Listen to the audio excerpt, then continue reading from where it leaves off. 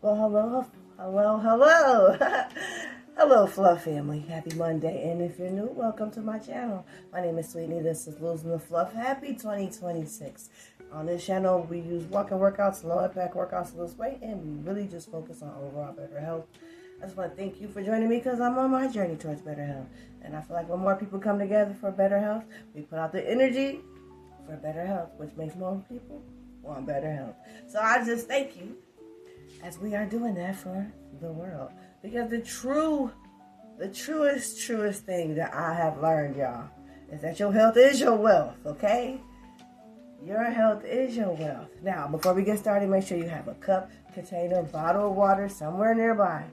And if at any time during this video you need to take a break, pause me. I'm not going nowhere, but do hydrate yourself and get back into the video. Because if you are like me on your journey, then you need to show your subconscious that you can finish what you have started, right? Learn to know that. It takes 21 days to walk into a new routine. And even now, I still struggle in this routine. Even though it's something I love to do, I still struggle sometimes to just get up and get started. You know, so with that being said, let us get ready to stretch. I always like to do helicopter arms when my back is feeling really achy, so some really great lower back stretch. 1, we're gonna do 5 of them. This feels so good. 2. If you haven't done it already, activate your core. 4. 5. Arms down. We're going to keep it real simple today. So let's drop into a nice deep stretch. Let's put our feet into warrior position. But instead of doing warrior, I just really want to drop. Drop. Drop. Drop. And get a good stretch going. Let's hold for 5, 4, 3, 2, 1. Reverse your feet. So you got a nice stretch going. And let's hold for 5, 4, 3, 2, 1. Let's bring it back to the top. And let's walk. Yeah, let's get right to it, y'all. Let's walk it off.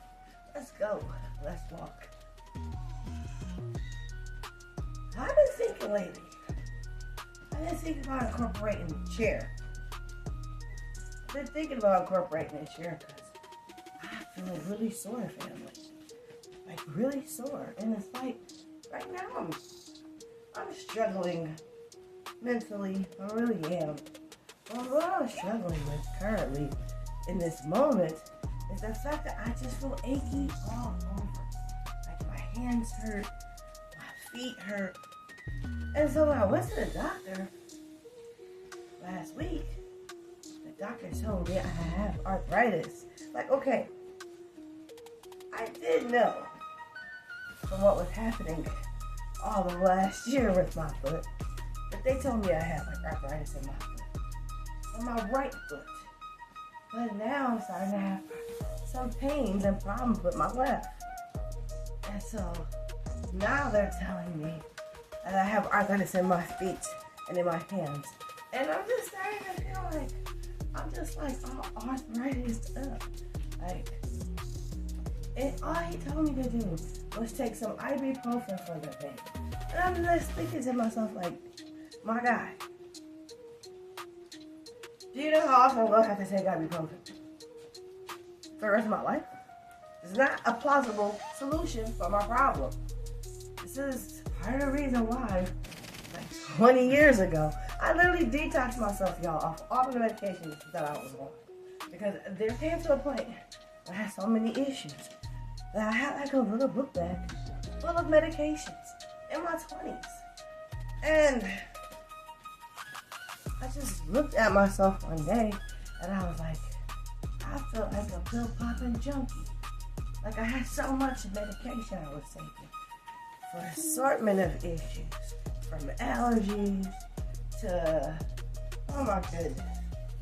I was dealing with a lot. I had like allergies, seasonal allergies, I had food allergies. I was suffering from migraines back then. I had really heavy periods, really extended long periods. Like I said, I got getting diagnosed with arthritis at 33. And so ever since then, I was like, yeah. And I'm like, you know what? But I will tell you this. Way back then, when I first got diagnosed with having arthritis in my knees, and they wanted to get the cortisone shots, they're ready to chop my knees up, y'all.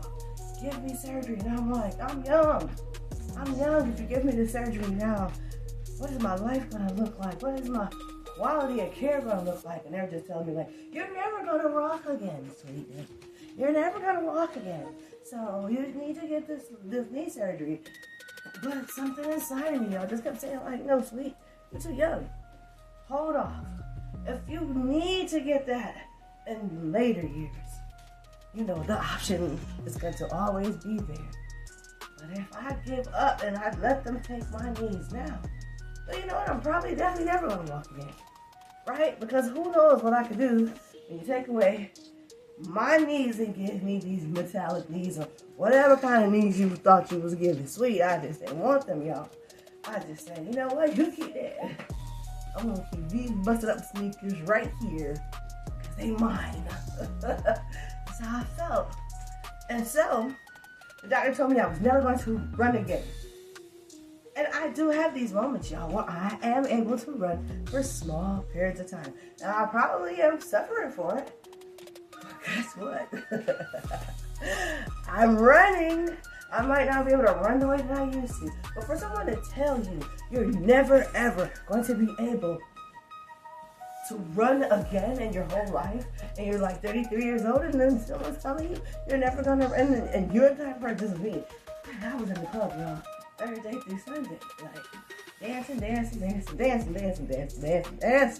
I was like, listen, that's how I detox after a day of work. I go to the club and I dance out all the stress. That's what I used to do. And so, when that happened, well, I couldn't even do that. I could not do that. I could hardly walk for like over a year. I had to go into therapy. I had to like learn how to walk all over again. Like, that got so bad. Like, my whole life changed. And, I used to work with kids, like be real hands-on with kids. I used to work in preschool. I used to work in after-school programs. I used to work summer programs. I've been a summer program director. I've done a lot. And I loved working with kids. And I had a nice tenure working with kids. I wish it lasted longer, but it didn't. When I moved, I shifted my career. And I went into working in the district. Because I always wanted to be a teacher, ultimately. Now, I have been a facilitator for a very long time, which is kind of similar to being a teacher. But I was like, I want to be in the classroom. So I put myself in the classroom. I'm happy I did, because this happened the very last year. The very last year y'all ever actually like had a regular job. I was in so much pain. I had a one-on-one. And, oh man, I always wanted the best for him. He had a lot of work that he needed so he could be successful. And once I sat there and I analyzed what I thought he needed, that he hadn't been getting prior, I was like, you know, it's going to be a long road with this guy. But I'm going to help him get there. I was very determined. This kid was like in the 5th grade, I think, at the time. And he needed a one-on-one. I was working in a classroom. I was working in a special ed classroom. And there were, I think I was like the 4th one-on-one in that room. And so, of course, we had the kids that we were working with individually, but then because we were strong one-on-ones, you know, our teacher was able to utilize us in many ways. That benefited all the kids in the class. Because ultimately, that is what I wanted. I didn't mind. Because I was trying to help my kid assimilate into the group. Because my kid was not assimilated into the classroom setting, into the group. Most of the kids, they didn't want to be his friend. They thought like he was grotesque, a lot of the things that he did. But I realized he was doing these things because he just like getting reactions out of people. And because the kids didn't really want to be his friend, He was just trying to find a way to interact with them, whether it was good, bad. He just didn't care. So he would just do some of the most grotesque things, y'all. But I had to let him know, you know, although it's funny in that moment, do you realize after that what's happening? You know, like, you're not really getting the results you want. So I did. I started on that journey to help my little guy. And I'm saying little guy, but he really was like my height, y'all. Like, he was little guy in spirit, but like, no, he was like my height. And he reminded me of my nephew, my oldest nephew. He actually kind of looked like him. And so I was determined. I was going to help this kid. I was going to help this kid assimilate into the classroom setting. I was going to help this kid make friends. And I was there with him for like a month and a half, y'all. And I did that in a month and a half. He started making so many changes that the teacher, she wanted to, because I was a temp. I came in as a temp because I didn't know how I've been facilitating for a decade plus. I didn't know what it was going to be like in the classroom. Like, I kind of knew, but I didn't know. You know what I mean? Like, was I really going to want to go back into that or go try that? Was I not going to want to go back to what I was doing? So I didn't want to, like, lock in. But also, what I was doing, the easiest way to get hired is to go in as a temp. And so, the teacher, she wanted me to stay. They liked how I fit into the classroom. They liked the work that I did with my one-on-one. And so, yeah, I was thinking about locking in with him because I really wanted him to be successful. And the school was about to go from 6th grade to 8th grade. So I was going to be locking in with this kid who was going into 6th grade for at least 2 years. I was excited. I was thinking about how much progress and growth we were going to start to get. And then my legs started hurting, y'all. It was crazy. I came to this kid, it was like at the end of April, we're getting to May. By June, oh man, y'all, I'm on fire. My knees was on fire. And I wanted to quit before the end of the year. But I just kept saying, he needs me. He needs me to stay. Because I didn't know what was going on with me, y'all. And I didn't think I was not going to ever be able to go back to that. I didn't. I just thought, maybe it's going to be temporary. When I thought I had to go into physical therapy, I'm like, well, geez, I think I'm going to be able to start the year off with him. God wanted to. I never went back to doing what I did because physically I could not handle it anymore. I couldn't. And so, like, y'all, I was really sad and depressed. Like, I had to learn how to walk again. And I lived in an apartment on the 2nd floor, and there was no elevator. And I had to go like up 35 stairs straight up. So I really didn't go outside at this point. Like, I only came outside when people were helping me. My bigs, they were littles. They were little, so they could not help me. Not the way I needed to be helped. And so, by grace, I had a couple of friends.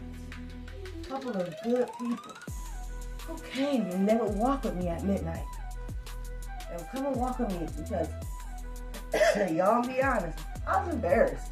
I was ashamed, I was embarrassed, I was depressed. And I didn't want nobody to see me outside with 2 leg braces walking down the street looking like Frankenstein. Because that was the walk. I was like, listen y'all, I just didn't. But as I said, I had a couple of few good-hearted people that would come with, and they would come 12, 1 o'clock in the morning. And I'd go outside and I would walk. I would walk like an hour and a half. They would be out there walking with me for as long as I needed them to be walking with me, y'all. And I was so thankful. And when I learned how to walk again, I knew from the feelings I was feeling, I couldn't go back to being a one-on-one because my kid, he was highly energetic. He was highly energetic and I felt so sad because I felt like all the progress that I had made with him, let me explain, because he did such grotesque things, it was hard for them to keep him a one-on-one. And so I was never grossed out by the things that he did. He had done these things to so many people. He thought he was going to run me away. But I had saw through his smoke screen, and I saw he really just needed somebody to hone in on him and to truly care about what he needed and to just let him know, like, you can do all that crazy stuff you want to do. I ain't going nowhere. I'm with you. This is us. This is what we do. I'm here for you. And you can't run me away. So stop farting all the time. Say excuse me. Like I said, he used to be doing some grotesque things. And he used to laugh about it. He used to think it was so funny. But I had to explain to him, like, look around. Who's really laughing here? If it's just you, maybe it's not that funny. And maybe the friends you're trying to make, they're moving away from you instead of getting closer to you. So during lunch, I slowly started the friendship game. Because the kids in the class, they were all curious about me. So I said, well, you can't be curious about me. You got to be curious about us. Because we a unit, he and I. So even though he had been in class with some of these kids for a couple of years, because of his mannerisms and behaviors, I didn't know him that well. And so slowly during lunch, you know, I got him to put down some of his walls. I got some of the kids to put down their walls. And after we ate food, we started playing games. And playing the game started to open up him to the other children. And they got to see how great of a person he was. Because I already knew this, right? I've been with this kid like every day. I know he's great. I see through his smoke screen. I see what he needs. I've kicked into gear. And so, I was so sad, y'all. Because if the right adult didn't come along for him, I don't know how he turned out. And I knew that I could help him. I knew I could help him get to the other side. And so, all I can say is, I did lay down the foundation work. I really hope he did stick with it after that. I hope the person that he got after me had much patience with him as I did. Could endure some of the grotesque things until he felt safe enough with them. Because the grotesque things, those were just his guards he had put into place. And I'm telling you, y'all, working with kids I found very fulfilling. Very fulfilling, yes I did. And so, that's why I homeschool little. I homeschool little so I can give him what I gave all the kids I used to work with. You know what I mean? And I love that. Not everybody likes working with kids. Kids can be difficult. I'm not gonna lie. Sometimes the image that a parent has of their child versus what you see when the child leaves the house sometimes be like night and day. And trying to get the parent to see what you see, boy, it can be difficult. But I did successfully show some parents your child is not who you think they are all the time. And that's okay. But you can't close your eyes to all aspects of who your child is. You can't. You can't just turn it off when little Aiden starts cutting up because you think Aiden's an angel. Yeah, he's an angel. But he also has the other side of him that needs to be honed in sometimes when he gets out of control. That is what it is, right? But listen, that was the beginning. They told me I could never run again. I used to run with my kid. That one-on-one, I used to have to chase him. In the beginning, he was running through the halls of this school, y'all. I had to keep up with him. Like I told you, little in spirit, but in reality, he was my height. And so, he was not only my height, y'all. He was a fit kid. Like, he's in shape. So when I'm telling you, this kid was running through the halls. And I just one-on-one, so I had to keep up with him. Now I'm running through the halls. And it was this aspect that I began to really think about. Where I said, like, you know, I can't, when he gets like this, like, he needed a person who was going to be able to stick with him. And I couldn't. Not in that way, not anymore. And so, I was so sad. But that was the last time I really worked with kids. And I loved it. I missed him. And I always wanted what was best for him. And that was the whole purpose why I went to work with kids. Because I felt like as a kid, sometimes people think that kids don't got problems. People think kids don't get sad. People think kids don't get depressed. Kids go through a lot of stuff that adults really don't understand. And if you could think back to your own childhood, depending on what type of childhood you had, you know the truth. So I just wanted to be an adult that had positioned myself to be in a safe place to help kids thrive and grow.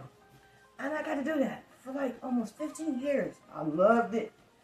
I loved it. When I was young, I knew I wanted to be either like a child psychologist or a teacher. I wanted to make an impact on the young kid's life.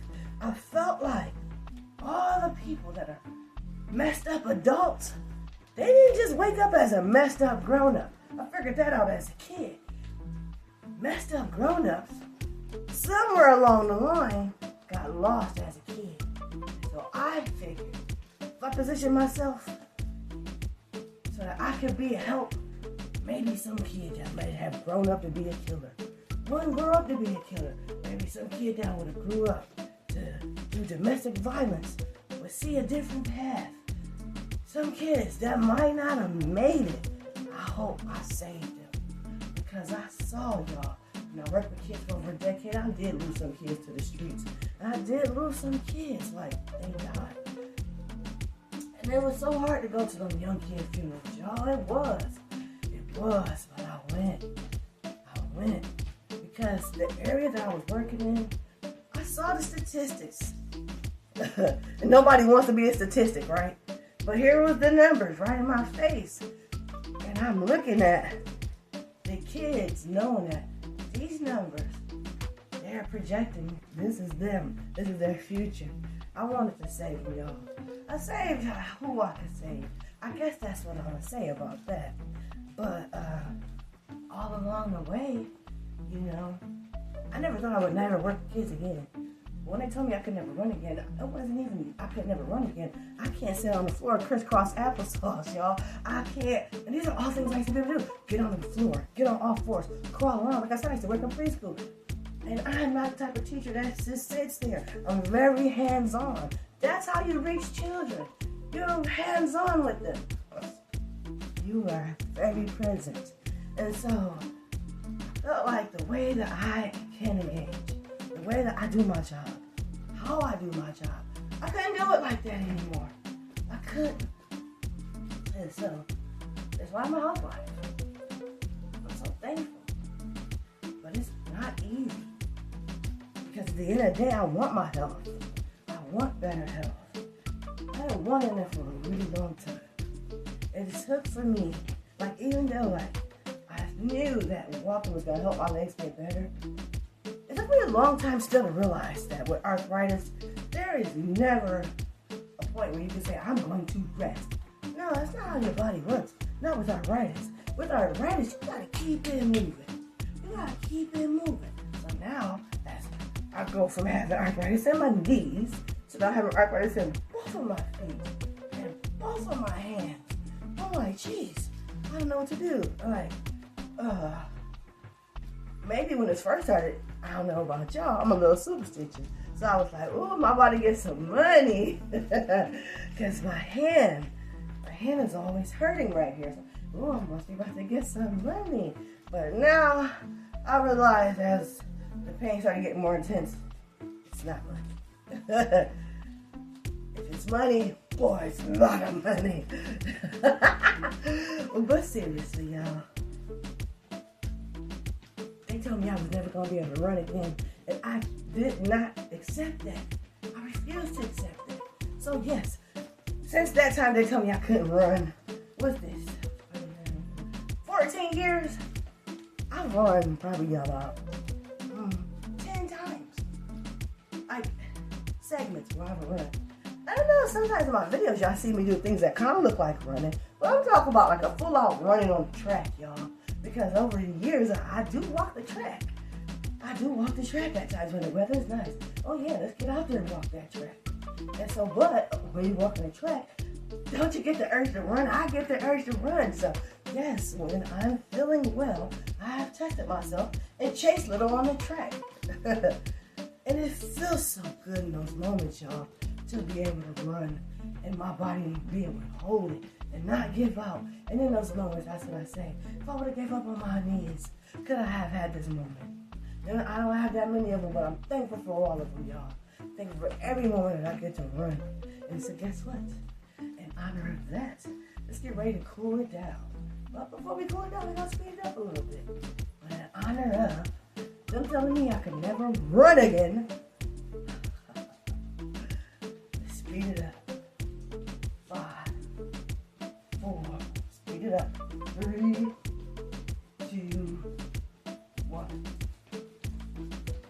Yeah. Let's speed it up.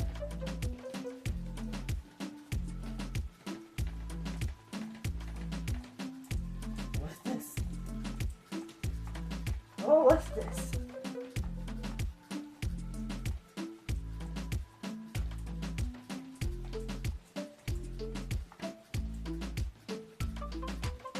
Giving up on yourself is never an option, y'all. They be banking on it. They be banking on you giving up. And man, every time they get to cut on you,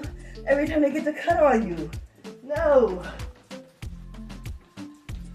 That's the last option for me. Getting operations, that's the last resort. 5, 4, 3, 2, 1. Whew. Let's cool it down, family. Whew. Breathe in through your nose, out through your mouth. Yeah. Whew. Take it up.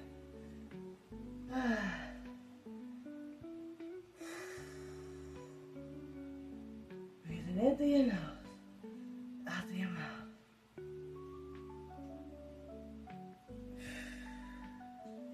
If you're still listening to the sound of my voice,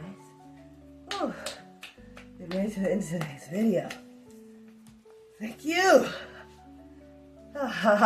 Thank you. We got 2,458 steps. That's 2,458 steps. It's a great way to start our Monday, family. Go ahead and enjoy the rest of your day. Do make sure you get in 10,000 steps. Have you a mini dance workout this afternoon/evening. If you're taking a 10K challenge, type in challenge accepted. This is our starting point. See you guys and gals tomorrow. I love you. And remember that giving up on yourself is never an option. It's a new year. It's a new you. Go ahead and claim it. Make it yours. See you next time.